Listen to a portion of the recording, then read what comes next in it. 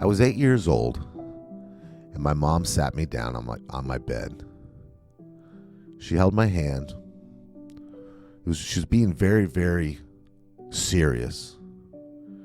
And she wanted to talk to me about sex stuff. And at this age, she'd already had the birds and the bees talk with me a few times. But this was different. She's talking to me about adults touching me inappropriately. And she had some suspects. She's asking me these I'm squirming right now talking about it, questions about my Boy Scout leader, about my Little League coach, and about my babysitter. She's asking if they've touched me in places and done things to me. And she's reassuring me it's okay for me to talk about it. But none of them had.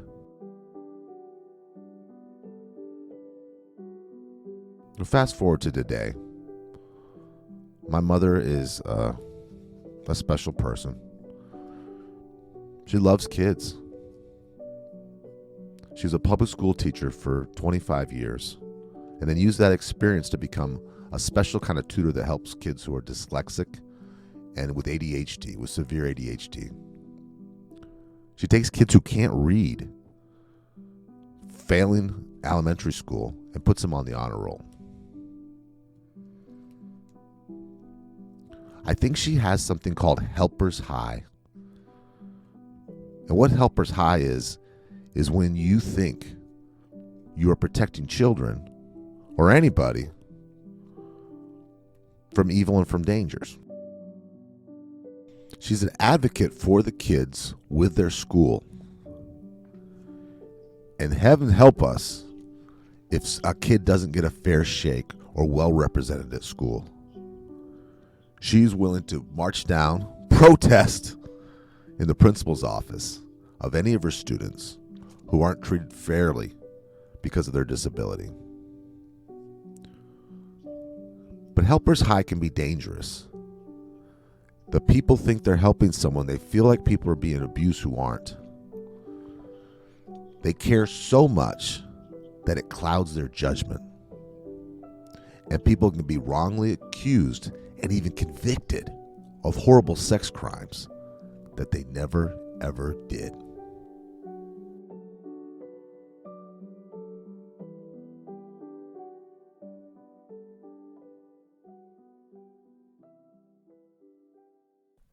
Did you ever hear about the Satanic Panic? Satanic Panic? No, what's that? That was the event like in the 80s when everybody thought that like groups of people were becoming Satan worshipers, and there was parts of it that bled over into like games, like people playing Dungeons and Dragons got accused of like worshiping Satan because they were playing games that involved magic and things like that. I do remember that because being a kid in the 80s of the music, they used to say like Ozzy Osbourne, AC/DC, if you play their music backwards, it's satanic, and exactly. It's very gothic kind of kids. There's like, yeah, it seems very silly now, but that was like a real public safety concern. Right. And then there's also like the rash of, there was a period of time where psychologists were doing regressed memory therapy, where they were putting people on couches and telling them that, if we dig deep enough, we can find memories of abuse and we can find memories of, things that you have repressed or suppressed. And, we just have to like spend enough time trying to crack your chestnut of a brain open. And they would bring things out of people like events of molestation and abuse and horrifying things. And they would, the psychologist would take them to court and champion them. They would, show up with these statements by their clients and say, hey, my client was abused.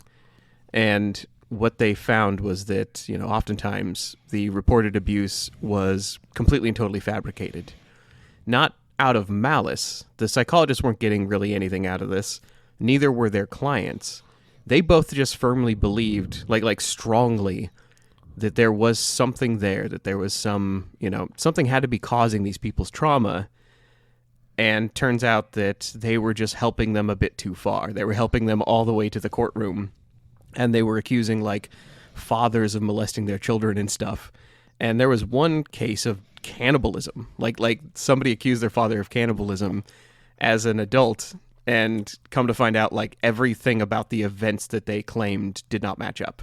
And it was just, the human brain is so good at inventing stories to justify things that we can fully make up a narrative that we feel is true if we have help from like a professional. Well, that's dead on, and I haven't seen a psychologist about this. It's something I haven't talked about until today with my mother. But what I think she was doing was she was justifying my bad behavior as a child. She's thinking this kid, the way he's acting, must have been molested or something. Okay. You know, I think it's really that simple. I think it's, you know. Yeah. It turns out the boring answer is that everybody needs help, but you don't have to have been through trauma. Everyone should at some point see a psychologist, because it is more of like moral or mental hygiene. Like it's less about, you know, you have to have gone through trauma or a horrendous experience, or you have to be truly messed up to see a shrink. You really just should go at some point for, you know, a couple of years, because they will help you sort of tune your antenna socially and help you sort of like figure things out for yourself. They're more like a maturity assistant than they are, you know, a fixer of your mind. But yeah, I'm digging on the idea of helper's high. So does your mother have the thing where, like, because you and I have worked in like volunteer organizations, both of us, and even the speakers group we're in is a volunteer organization. I meet these people. Let's go to like the quintessential helper's high person. I meet these hipsters who are in their like 50s, who are like affluent. They're like they have a lofty title from some business. They're dressed well. They have sparkling white teeth, and they will not shut up about like the villages they've helped build in like Uganda, or like, or they talk borders about how with doctors, and They're like, I taught, poor underprivileged children in Appalachia kind of people. You're saying this with a condescending, sarcastic tone. Like, I can actually see you rolling your eyes here in the studio. How dare people help each other? Yeah, exactly. Makes you uncomfortable, doesn't it? But they try to get you involved in stuff too. It's like they're like, hey, I'm volunteering at 17 different soup kitchens this Thanksgiving. What are you doing? And I'm like, I'm a writer. I'm always busy. But so yeah, that's no, I know what you mean. But I'm thinking about that person. You know, I volunteered at a food bank and for many, many years. There's always this one person in any kind of church organization or anything that's like the super volunteer. Yeah, they're independently, you know, financially they're not. I mean, they'll be wealthy, but they're set. They don't have a lot of bills, and they just turn their life over to this charity. It's not like someone to start, you know, a few hours a week, and the next thing you know, they're doing 80 hours a week, right? And they're recruiting other people. They take it very seriously, and it becomes who they are. It's their outlet. Like, some people are sports people, some people are like gaming people. Some people are helper people. Like it becomes one of the four major parts of their life, like the quartiles. They sleep, they go to work, and they help other people. And I was at the food bank, and I'm talking to this young woman, and that's a pain in the ass work at the food bank. You're dealing with people who are in the throes of addiction and are not at their best, and sometimes they're mean to you, and there's conflict with other volunteers. You know, there's always egos involved when there's volunteerism. You know, my job and this. And I told this young woman, I go, why do we keep doing this to ourselves every week? And she says, because we don't want to lose our status. We've got more responsibilities. We've got a title here. We've got a job. And I'm like, this high school kid was dead on. You get kind of promoted because you show up all the time and they can trust you. And you don't want to give that up to somebody else. It's a real status. And there's status in me, like right now talking about it, saying, oh, I worked at this volunteer. I'm already thinking that I'm better than Joe over here. It is so weird you say that. That is dead on. Like, okay, so two of the organizations that I did not volunteer for them. I went to assist them a couple of times. One was the Portland Suicide Hotline, Lines for Life. I toured there, and I knew the chief operations manager. And I applied there, and I met a bunch of people because it's just part of the process of getting to know everyone. And they have, like, here are our hot shots that are in, like, the main room, and they take the most risky calls. And here are the people who, like, these are the youth organizers. And, there is a hierarchy. Same thing with the there's a women's prison for public speaking I went to, Coffee Creek, and they had something similar. Like, here's the volunteer who, handles everything as far as, like, here's all the binders and stuff we can't let the prisoners hang on to because they have metal parts in them, but only this organizer gets to handle this and meet with the warden and do all these things. And it's like, well, there is definitely a hierarchy, which is strange. Like, you'd think helping another human would be as simple as, like, you walk up to somebody, you say, hey, you need some help.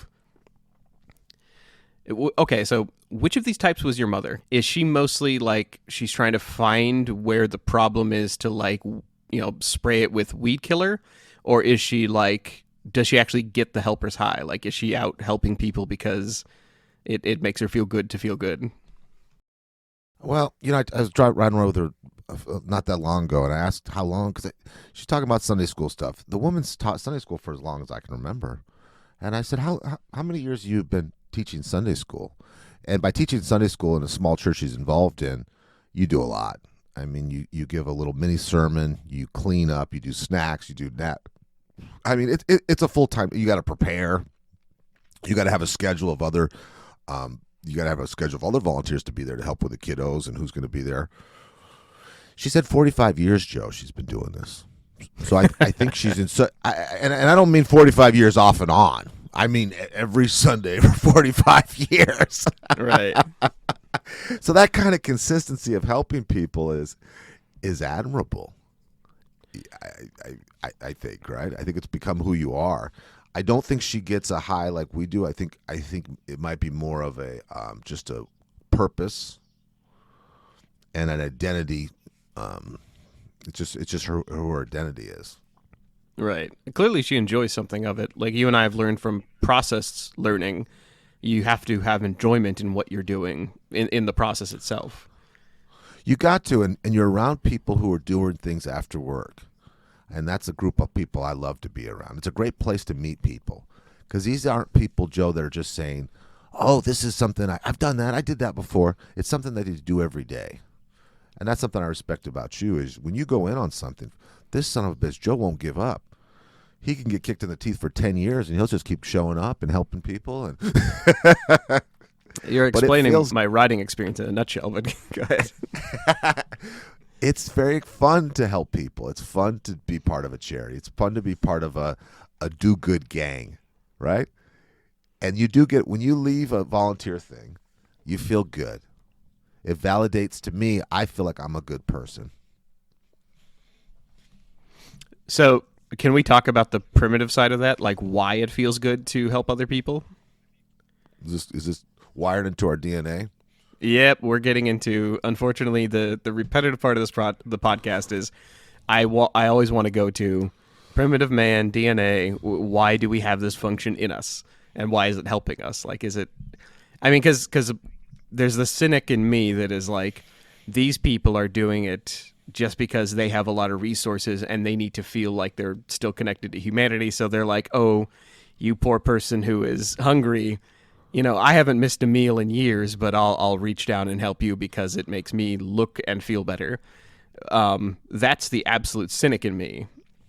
However, there is a function in our brain that actually makes us feel high. Like you say the word helper's high. I think people might have glossed over that in their minds. Like they might have heard that phrase and it might just be like, oh yeah, that's just, a buzzword, a jingle. But no, I can see it, Joe. Like with church stuff, I can see these young people who are in the ministry and stuff. Yeah, the way they walk, you could tell they're like buzzed. Yeah, they're genuinely joy. They have joy in their face and their life, and it's because they're doing what they love and they're helping people, and it shows. It shows in their mannerisms. So let's let's take those people. Like, we're going to take everybody who worked at the soup kitchen with you, and we're going to, like, grab them into our time machine and rewind back to caveman days.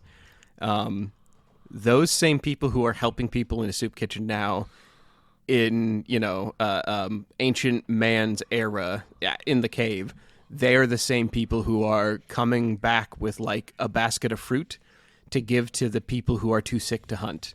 I shit you not, this goes back that far, and it is wired so hard into us. Fruit baskets are that old, huh? That was a thing. Yeah. Well, baskets generally. But no, not baskets, but like the helper's high. Like it is not a new trendy invention to make hipsters feel like their lives are full. It is actually like, okay, so in the brain, let's talk first the high, and let's talk mirror neurons.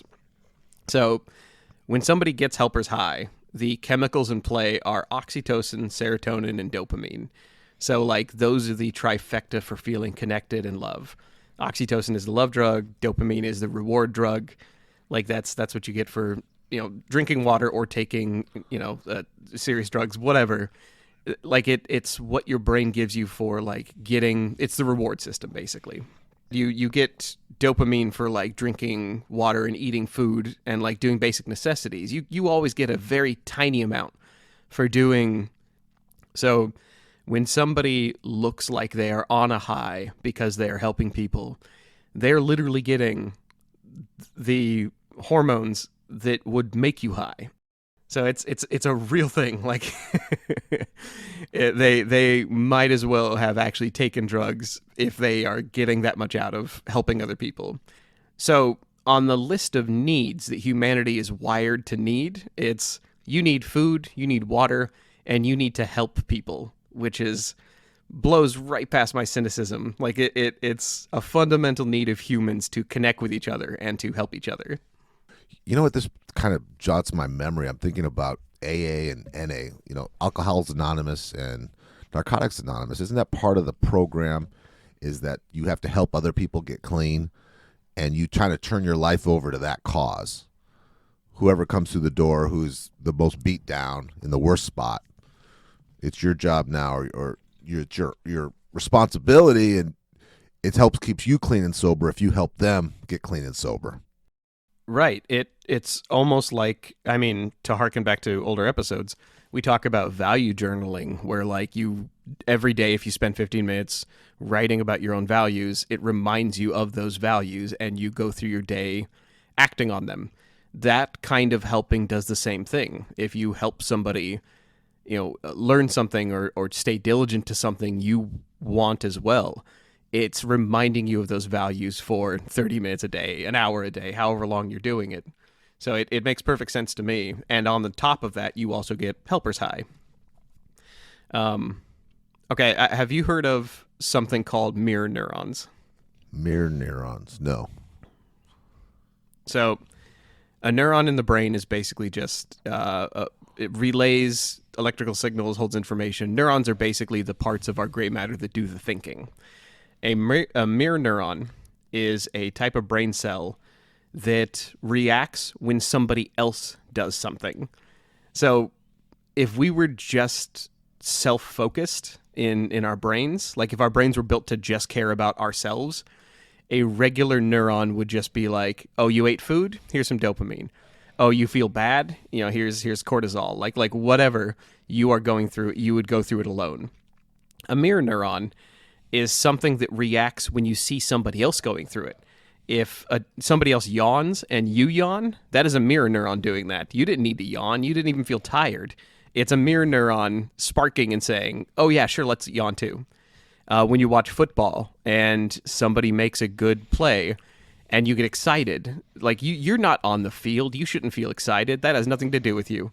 But a mirror neuron in your brain is like sparking. It's like, yeah, we're running that. Like it's an interesting fluke of humanity. It's true, and though. They're all over the brain. It's a genuine joy. Yeah, it puts you into other people's positions. That's interesting. So, sure. Yeah, the mirror neuron sparks when it sees something that is, that is like us, like we relate to somebody's activity. We relate to somebody hungry. We relate to somebody who is in the throes of addiction. We relate to somebody doing good. We relate to them doing bad because our mirror neurons are sparking and showing us what that would feel like to be in their position. And then when we help them, we see the result. We see them being happier. We see them getting what they need. We see them succeeding. We see somebody passing a ball. And those mirror neurons spark, and we get dopamine, serotonin, and oxytocin. So, like, we're front to back, our brains are set up to help each other and live each other's experiences. And if you have managed to close that off, we've done episodes, so many, about like how wealth calluses you, how you can close yourself off if you manage to physically isolate yourself, both with money and with time. It just takes these mirror neurons and these chemicals doing their work for like less than a minute. Paul Piff, his TED Talk about the Monopoly game, he had a follow-up study where if you have these wealthy, calloused people who have managed to like distance themselves from the needs of others for so long, it takes less than a minute to reconnect them, and all they have to do is start helping somebody who is less fortunate than themselves in a direct way. When they interface with somebody like a Steve Jobs, who hasn't actually interacted with a poor person for a while, you take them and then put them in a food bank, and they ladle out soup. It's so corny, but it takes approximately a minute for your brain to start sparking those neurons, and then suddenly you're connected again. Like, you forget to be calloused. Years of callousing for being wealthy, and you spark those neurons, and then it comes back. Isn't that crazy? That's how powerful it is. That's how hardwired it is. Absolutely.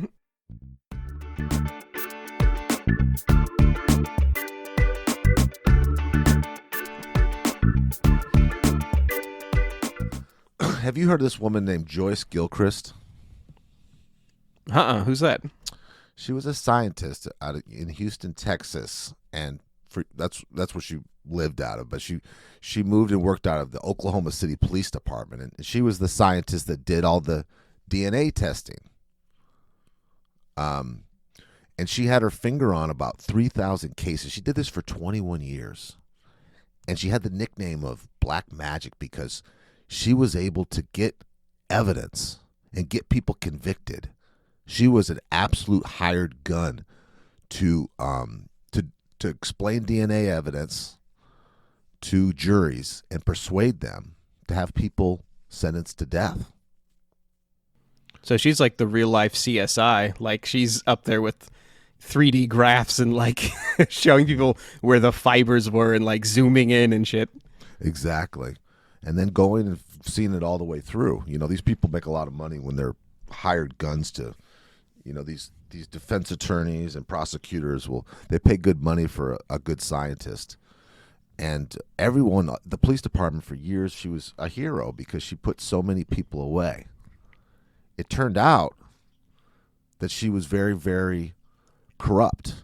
It turned out that a lot of these people, over 12 who were executed, it came out later that the evidence was tampered with. It wasn't correct. So she killed 12 innocent people. And I think this is a case of severe, extreme helper's high. That is crazy. Was that why she was doing it? Like, she said, like, she was just trying to convict them because she didn't like them? Like, what was happening? It's just too long. If you think about 3,000 criminal cases over 21 years that she touched, I don't know if she was addicted to the fame. The interviews I saw with her, she was in no way apologetic of any of her mistakes. When she got dismissed, I think she's been brought up on serial killer charges. Her attitude was like she said that she was being fired, not because she killed 12 innocent people, but because of a sexual harassment thing, or retaliation for that. I'm like, right. So I don't know if this woman is just a sociopath, narcissistic sociopath. And she never had any criminal charges. She got dismissed and ended up dying kind of young in I think it was her 50s, from cancer, but unapologetic at the end, Joe. I have heard cases about mercy nurses and mercy doctors who will kill patients, and I have heard cases of people who will tamper with evidence. This woman sounds to me like a nut job. An outside observer, it sounds crazy. A very educated, intelligent nut job. Yeah. I'm starting to wonder, like, maybe these people are doing it because they feel like the person they're tampering with deserves it. Like, maybe of those 12 cases, she actually believed they had done the crime and was like, well, I'm just going to push the evidence further to make sure the jury knows, like, to make sure, you know, they get what they deserve, even though it is bunk, like, even though she is making it up. You had an interesting one for me when we were prepping for this show that Joe's a hell of a researcher, but talking about who this woman who is world renowned. You know, Einstein is known almost as a cliche for intelligence. This woman is known for helping people. Tell me who I'm talking about, Joe. We talk about Helpers High. We can't actually discuss helping other people without mentioning Mother Teresa. What's the fun fact you told me about Mother Teresa that I don't think most people will know? What was her mentality towards poor? She would tell people things that sounded like they were sympathetic about suffering. There was a video where she told a cancer patient that, you know, pain means Jesus is near you, and that suffering is being part of being godly, part of life. Now that sounds rational and sane to me. Like, that just sounds like something that you would tell somebody who's going through a great amount of pain.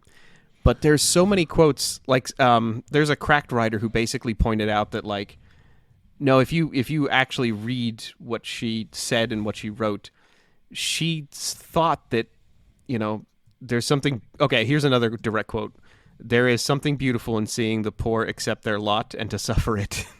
She was helping people in poverty all the time, but she apparently believed that poor people, it was their lot to suffer, and that, like, their incarnation here was like it was godly for them to go through what they're going through.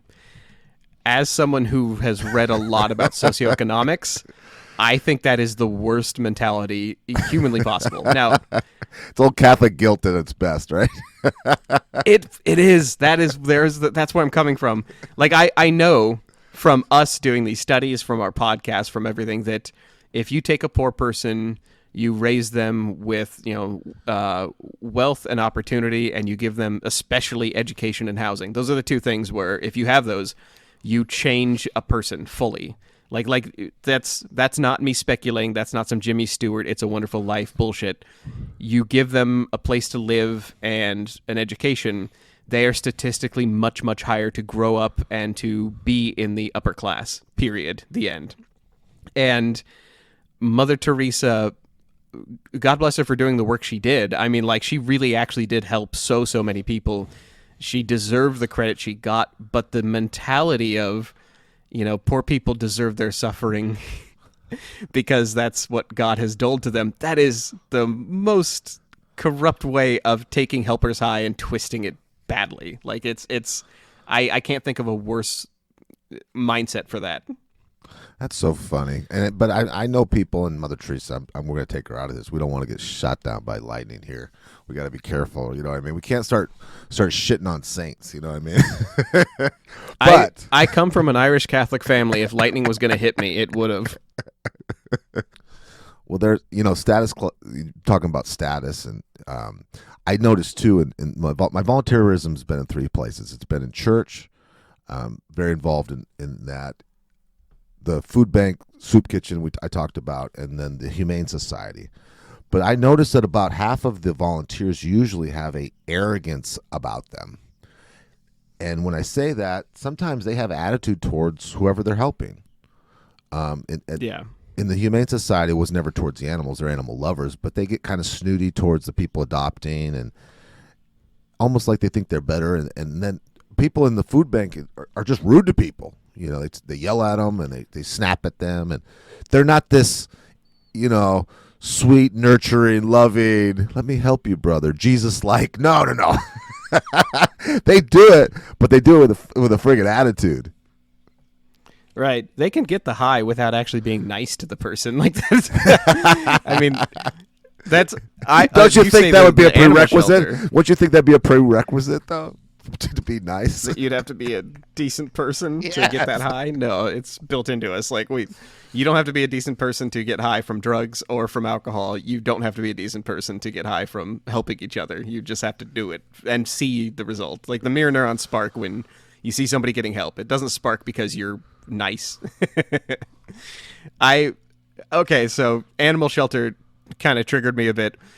I adopted a cat who was a week away from being euthanized because he had a respiratory infection, and the person up front grilled me about my living situation, which, okay, I'm good with that. I'm good with checking to make sure that animals are going to homes that aren't going to put them into puppy mills or make them fight each other. But then they were like, after I told them where I lived, established where it was, showed them like bills to show that I lived there, like I was going to the DMV. Then they told me they'd come to the house and check up on his living situation. And I was like, you literally are going to gas this cat in a week. Yeah. Like you're going to come show up at my house and make sure he's not living in another gas chamber. Like I don't get it, but yeah. Helper's high does not mean they nice mean person's well. high. They're trying to help the animal. They're trying to do it, and they have been maybe a little bit calloused by, I know at the animal shelters, horrible things happen. People have litters of puppies and kittens and just dump them on the, you know what I mean? And don't ever get their animals fixed. And that gets stressful but they forget that that's not everybody, Yeah.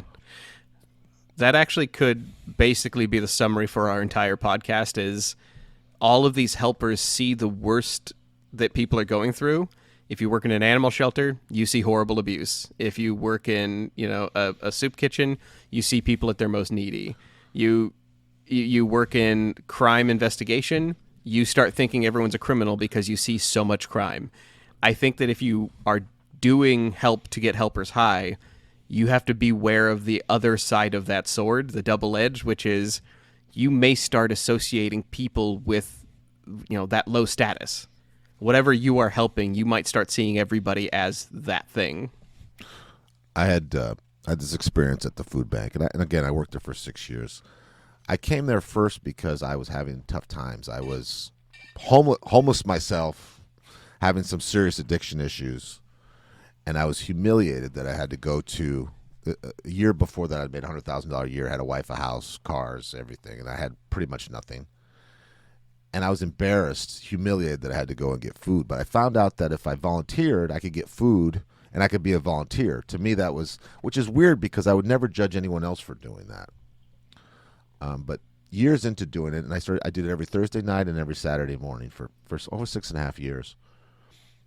And this woman came up to me, this African-American woman, and she said, I want to apologize to you. And I didn't know who she was. And I said, well, I think you're mistaken with someone else. She said, no, I came in here about 2 years ago, and I was rude to you, and I thought again I was annoyed with her because she wasn't talking about me, and then it just clicked, Joe. I did remember her, but I didn't recognize her because when I'd seen her before, she was so dirty and angry and nasty. She'd done a 180 in her life, and she looked amazing to the point I didn't recognize her. It was a traumatic thing for me, getting yelled at and screamed at. So it wasn't a memorable day. It was a bad day, and I thought, oh, that's a miracle, to see someone.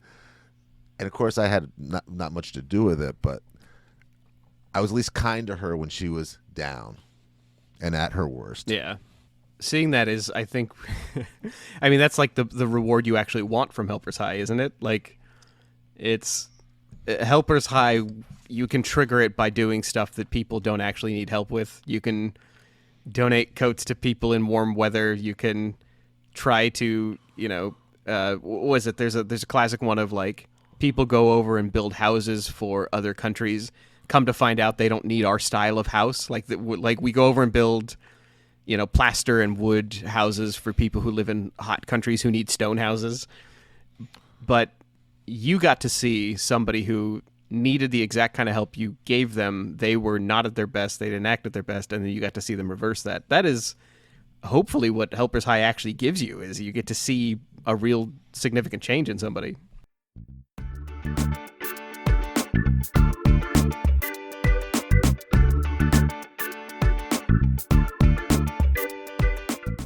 So I was wondering if you wanted to talk about, we'll call it the McDonald's of Helpers High. It's donating to donation centers and dropping things into donation bins and organizations that should be helping people, and just talking about where they sort of bleed out into helping their CEOs and their people a little bit too much. Like how much actually goes back to the organization.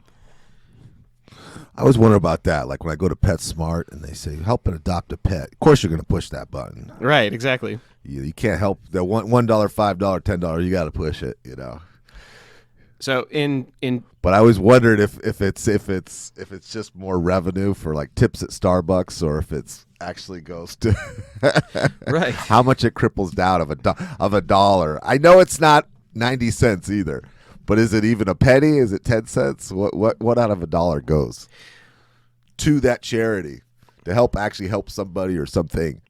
Well, we're going to set up a baseline here, how much the charity generally should be taking in, like how much they should be paying for their administration and overhead, and how much should be going back to the people. And or if the CEO of these helper organizations makes $6 million a year plus. Oh, we're getting to that. That's that is part of my research. Yeah. So we'll start at the most sort of like easy fundamental level. There was an episode of Stuff You Should Know where the hosts on that talked about what organizations do and don't need your money as far as the cashier dollar donations. So you've done this where you'll be at the grocery store and you're going through the line, and you get all of your stuff done, like you buy your cabbage, your beer, your potatoes, or whatever, everything else you get. What the kind of grocery list is that? Irish stew.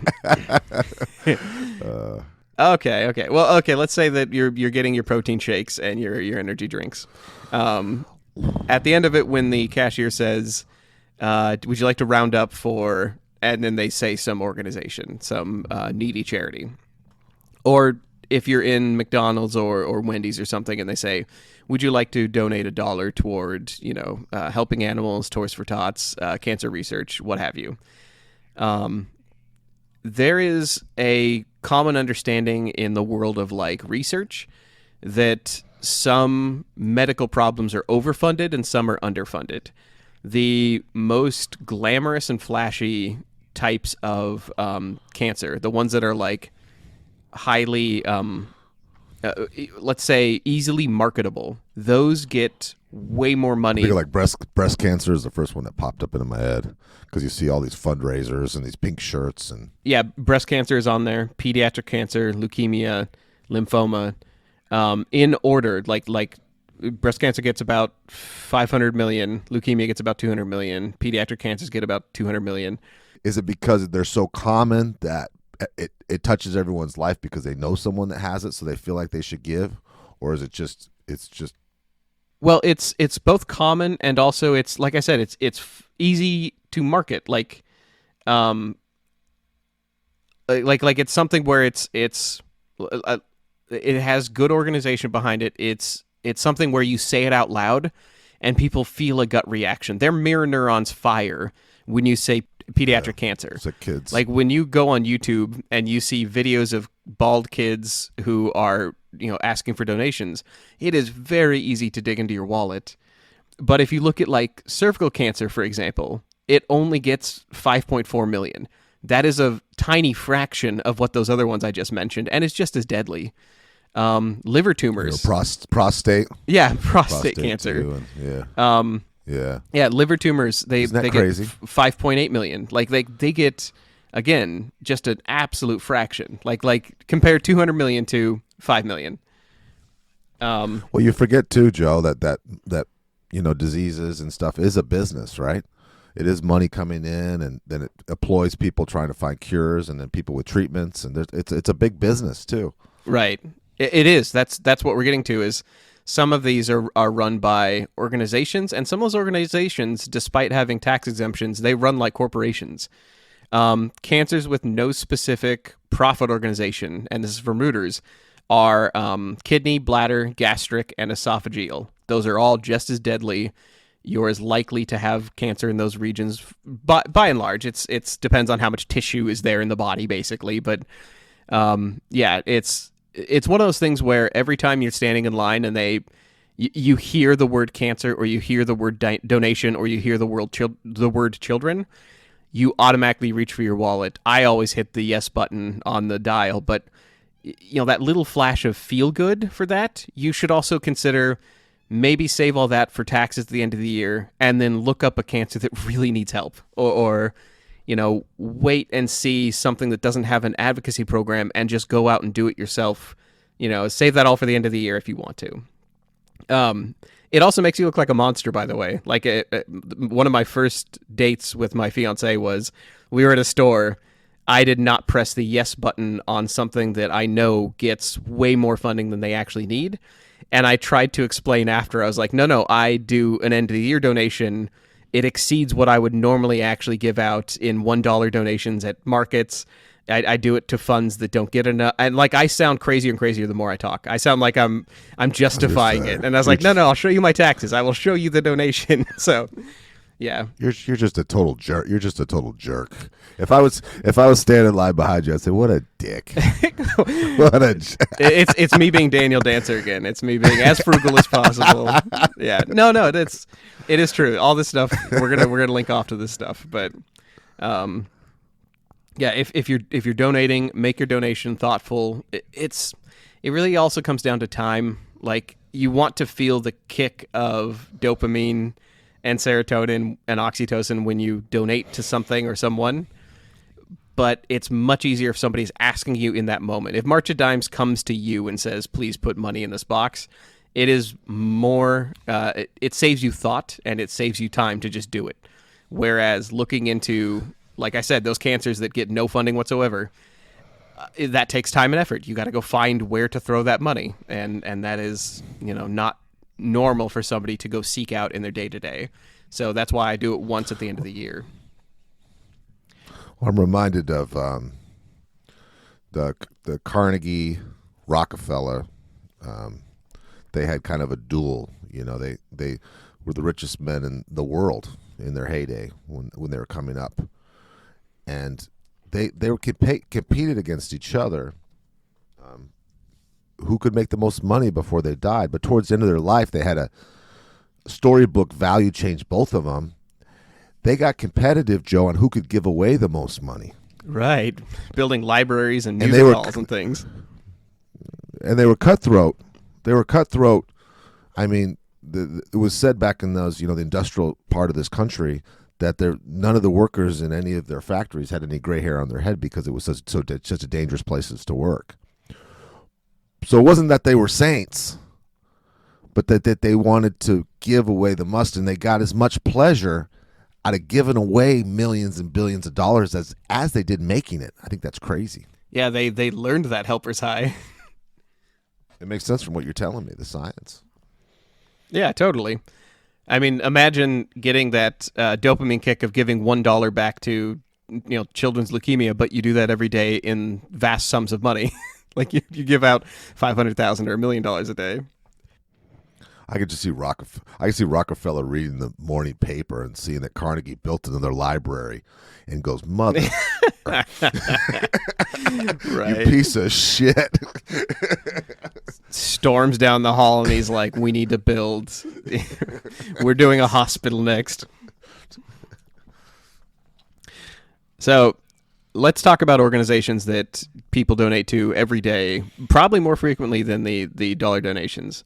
When I have old clothes and old stuff around my house, I don't yard sale them usually because that takes time and effort. I usually take them to Goodwill or the Salvation Army. And then, of course, there's organizations that just do cash donations, like UNICEF and things like that. So let's talk about how much their CEOs make and how much what they have goes back to what they make, and what gets donated goes back to them, and how much goes back to people. So we're going to start with the modest and work our way to the extreme, just because I want to make your eyes roll as hard as possible during this. If you're going to the Salvation Army, if you got some old jeans and some old shirts, and you take them to the Salvation Army, their CEO claimed one year that they only drew about $13,000 in compensation annually.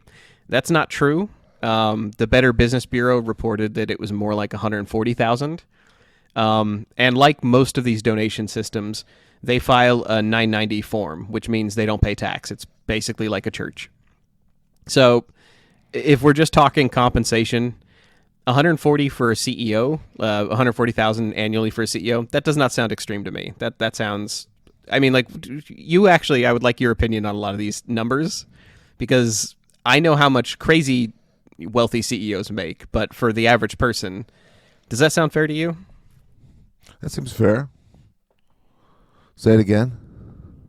The Salvation Army CEO, according to the Better Business Bureau, makes about $140,000 annually. That seems low to me for CEO money. I mean, I know it is. I know the average CEO in this country from our CEO episode makes like 1.2 million.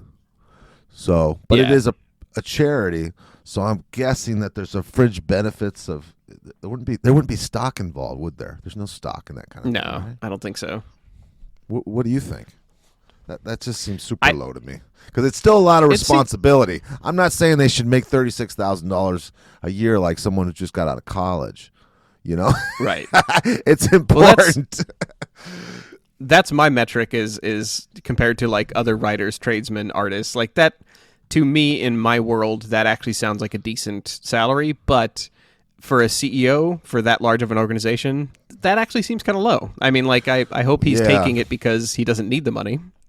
Well, and to get to that point, how much education they need to manage that kind of thing, it is not as simple. It's not like me handing out apples at the food bank, you know. This is serious corporate structure with millions of dollars in the air, and I have nothing but respect for these people. Talk about herding cats. Trying to manage volunteers is not easy, because you can't be too mean to them because they're working there for free. So you have to put up they'll with literally leave. Yes. So you kind of have to pump them up and get as much time and space out of them as you can, as we know. Yeah. So we're saying, Todd and I are weighing in. We're saying that that's too low for a CEO to make. Now let's march up the ladder. Let's go to the March of Dimes. Actually, the March of Dimes CEO makes about $530,000 per year. They also file a 990, and according to their taxes, a quarter of everything donated goes directly back to management. CEOs, they like their infrastructure. That is actually kind of low. Like if 75% of your donations go back to the people and the people you're helping, most other charities manage to do about 80 to 90%. So March of Dimes is a good organization. They're doing it for the right cause. Their CEO makes a healthy CEO salary at $530K. 75% of what they make actually makes it back to the people. That's pretty good. We're gonna drift. I'm happy with that. I'm gonna use them as my medium benchmark. We're gonna put the water line here. Like we're gonna say this is what we want to aim for roughly. They could put more back toward the people. They don't. They're taking a little bit more than they need, but we're gonna say that's okay. Now we get to UNICEF CEO. He's making a little bit more, $660,000 per year after added compensations. Added meaning like options, vehicles, just whatever comes with that. Okay, United Way. Well, the United Way CEO makes $1.66 million. So we are getting into territory of, slightly overpaid. I'm going to say that if you are working as a charity CEO, that you probably don't need that much. And just for context, the Bank of America CEO today makes about $1.2 million as the base salary. So, but they're all in compensations about $35 million, but their base salary is in the same neighborhood as the United Way person. It's actually a little bit less. Right. So actually, that is a very perfect example. The United Way CEO makes more annually in salary than the CEO of a bank. So now we get into the most corrupt as far as like satellite organization goes. Let's talk CEO of Goodwill. Goodwill is huge. They're sprawling. They run basically. They turn other people's donations into a store. The Goodwill CEO doesn't make as much as United Way. They make $750,000 a year. However, the way they spend their money and the way they help people is highly suspect and questionable in a lot of different regions. They spend 80% of their revenue on creating jobs. So they claim that they reach that goal most charities should, where 80% of what they gets donated to them should go back to the people they're helping. However, they have such a nebulous sort of mission statement. Their mission statement is they help jobs and training for those who need it, oftentimes disabled. So usually that, like if you're out of the good nature of your heart training people for jobs, like you're taking people off the street who normally wouldn't have the education, training them to run an Excel sheet or, build something or be an electrician, whatever, and then sending them to the workforce, that would be an extraordinarily noble cause. Goodwill also counts their own employees as part of this. So they will oftentimes campaign and say that, they're creating jobs for the underprivileged, but those jobs oftentimes mean people who are making minimum wage and are disabled in their stores. Yeah. The line's kind of blurry here, right? It's not what exactly. It's not as advertised. It's not like their TV commercials show. Not even close. Yeah, and if you think that I am being vague about their mission statement because I'm trying to incriminate them, Goodwill themselves have campaigned against raising minimum wages, oftentimes because they want to keep their minimum wage workers lower so they can afford them. So, like, Goodwill acts like, by their actions, it seems like they are trying to keep their overhead low so they can still count the charitable donations that they use to pay their own employees as charitable. Like that's kind of like if I was running a car wash and I said that every time you come to my car wash and wash your car, all that money is going back to charity. But the charity is I'm paying my employees. If the charity is you are paying your people adequately, that's not a charity. You're just running a business. It's brilliant. And then not to mention they get all their inventories given to them as well to sell. Exactly. They don't want to pay for a goddamn thing, Joe. They don't want to pay for anything. Right.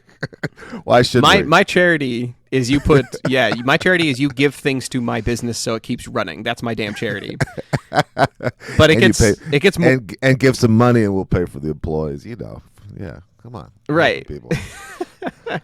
But it gets worse. Like it's not just if it was only they campaign against minimum wage to keep their overhead low and to keep those charities coming. That would be one thing. That would be questionable and upsetting. They will use loopholes to keep paying their own people less. So those quote unquote underprivileged and disabled people that they give jobs. We've all seen the Goodwill commercials where it shows like somebody who is developmentally challenged or physically disabled, and it shows the commercial of like they're working, they finally have a job, they're so proud, they're wearing the Goodwill apron, they're happy that they're employed. Now think of that, except them getting 22 cents an hour, because that's what happened. They found a loophole in a law in Pennsylvania. It's called Section 14C of the Fair Labor and Standards Act. This allowed them in Pennsylvania to pay Goodwill workers who were not fully able. Like it's if you can justify in Pennsylvania that somebody is not fully able to operate or do their job, and you're still going to pay them, you can pay them what's called quote unquote sub-minimal wage. I'm not making that up. Sub-minimal wage. That sounds like a terrible thing. Yeah, it sounds evil. Sub-minimal wage. Goodwill in Pennsylvania was caught paying some of their disabled workers 22 cents an hour, 38 cents an hour, and 41 cents an hour. And that wasn't like 40 years ago. That was in 2011. Yeah. Isn't that crazy? Isn't that terrible? And then you get that. Well, and then their whole thing is to, they're giving them an opportunity. And, oh, well, good for them and this and that. But it's like they're not trying to see people up either. They're just trying to keep people even. They're not trying to get them to the next level. 20. How much can you better your life at 28 cents an hour? Right. I mean, that almost seems predatory to me. Like oh, it absolutely does. It's send us your disabled people. We will turn them into a robot that helps us run our donation factory. And then we will claim that it's part of our charity system. Like, we'll get tax exemption for using these people like robots in our factory. That is like across the board, that whole system just is not just evil. That's like dystopian. That is some 1984 garbage that I cannot believe happened.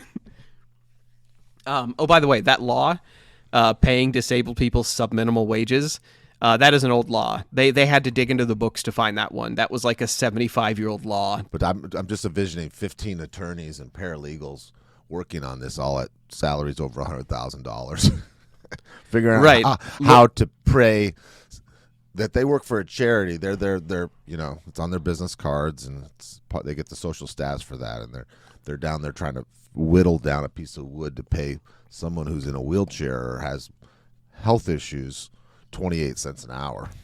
It's criminal. Right. It's criminal. Yeah, just imagine a lawyer in an office holding up like an old crumbling piece of parchment. I know that they weren't using parchment, 75 years ago, but in my imagination, they're just holding up this very, very old law, and they're just like, yep, if we, campaign hard enough and pay the right people, we can do this. We can reach that brass ring, and we can pay our disabled people 22 cents an hour. So, by the way, I don't want to end on the podcast on such an extraordinarily downer note. I just wanted to shock you. If we're talking about Helpers High, I just wanted to point out that not all helping is equal, obviously. And the more sort of thought you give into the help you give, I mean, we've talked about during our Olympics episodes, like we just re-aired those, and we talked about how much a difference it makes giving directly to the people who are doing the sport instead of giving it to the sport itself. Don't buy, garbage from the Olympics. Don't buy their mascots and their banners and their stuffed animals. Go donate that money to the athletes directly. They're making so much less money than they should. They're making less than minimum wage per year to do their sport.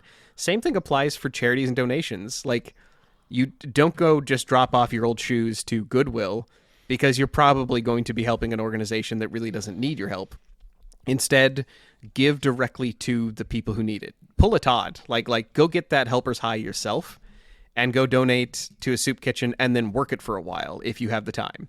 If you don't, that's fine. If you just research the organization and donate to them regularly, that is a lot. That is so much more than they may otherwise get if everyone just stays complacent and donates $1 at the end of the cash register, regardless of what it's about. I want to tell you one of the most beautiful miracles I've seen in my days. I was volunteering at the Humane Society in South Seattle, and having a sales background, they had me go do the PetSmart adoption events. And being a salesperson, I got a process, right, where I would see people, like I'd see you and your fiance with a certain kind of dog, and I'd walk up to you, and there's one time, if we had a similar dog that was up for adoption, I'd set up the dogs, and so I saw this guy, and he was either, I forget which biker gang it was, either the Hells Angels or the Banditos. He had his jacket on, and he has his old lady with him, right? She had all the leather stuff on. They're tough, rough looking, and they had this small dog, this little Chihuahua thing. Little ugly little dog with them, right? Which I thought looked funny with this big biker and his, cliche looking couple. So we had a similar dog named Alice, so I brought the dog over to them. And the man barked at me. "We're not getting more fucking dogs." I said, I know. I just wanted to introduce you to Alice here. And they petted Alice, and then they left. Well, a few hours later, they came back. And that big, tough biker guy looked at me and asked if Alice was still there. And I handed him Alice, and he said, "I can't leave this dog alone." And he started to tear up. And I thought, this is why I do this. It was still to this day the most beautiful thing I've ever seen. This big tough guy crying over this little adopted dog.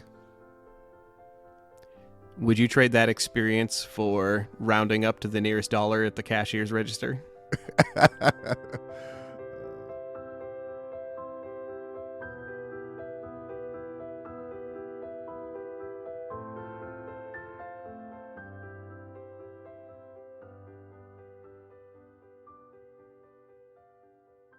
You've been listening to The Reengineered You. Thank you so much for listening to the show. You mean the world to us.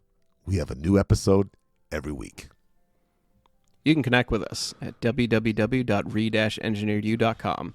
That's where we have show notes, links, and information for every episode we put out. We're not experts in anything, but we've got an opinion on everything.